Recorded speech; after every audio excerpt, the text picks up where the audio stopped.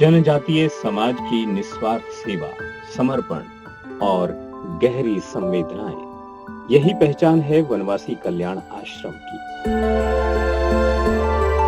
यह संगठन न किसी पुरस्कार की लालसा, न किसी प्रशंसा की अपेक्षा, कर्मयोग को समर्पित यह संगठन पिछले 73 वर्षों से देश के वनवासी अंचल में कार्यरत है।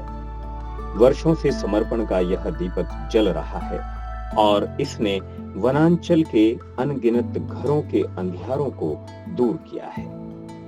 आज इस दीपक के प्रकाश की किरण को देश ने भी अनुभव किया जब इस संगठन से जुड़े कर्मयोगी चैतराम पवार जी को पद्मश्री पुरस्कार से सम्मानित किया गया। महाराष्ट्र के एक छोटे से जनजातीय गांव बारीपाड़ा से प्रारंभ हुई इस सेवा यात्रा का साक्षी देश का राष्ट्रपति भवन भी बना।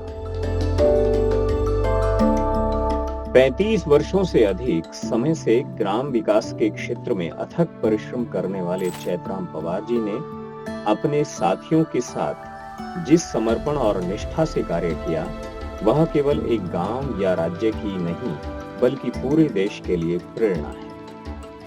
जब राष्ट्रपति महोदया के कर कमलों से चैतराम जी को पद्मश्री सम्मान प्राप्त हुआ, तब वे केवल उसे अपनी व्यक्तिगत उपलब्धि के रूप में नहीं स्वीकार कर रहे थे, बल्कि वे उन हजारों कल्याण आश्रम कार्यकर्ताओं का प्रतिनिधित्व कर रहे थे जो चुपचाप बिना किसी प्रचार के समाज के अपने उन बंधु बांधवों की सेवा में निरंतर जुटे हुए हैं जिनके जीवन स्तर को सुधारे जाने की सबसे बड़ी आवश्यकता है।